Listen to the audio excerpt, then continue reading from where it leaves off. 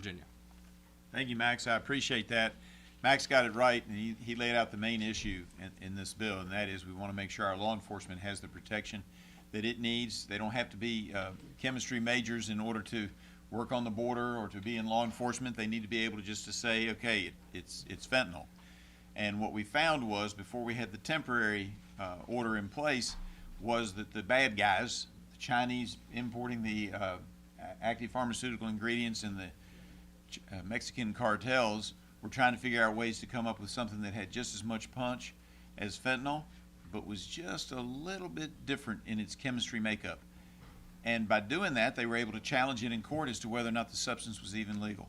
There are, according to the testimony in front of the Energy and Commerce Committee, there are 4,800 potential fentanyl analogs, or as we've defined them in the bill, fentanyl-related substances. Now, we've only tested about 37 of them. We found one that may have some potential, needs more research, and that's why this bill also has a research component that allows the universities to do the research. Maybe there's something out there that we'll find that will be able to stop the effects of fentanyl, because Narcan does not really do a good job on that right now. So we're hopeful, but we want to make sure that we keep this stuff illegal so the bad guys don't profit, and that we're able to continue to do in the research. And that's what the bill does. Now, there have been some fears and concerns that this would stop the use of fentanyl for medical purposes. It does not. This bill has nothing to do with fentanyl itself and the use for medicine by our doctors.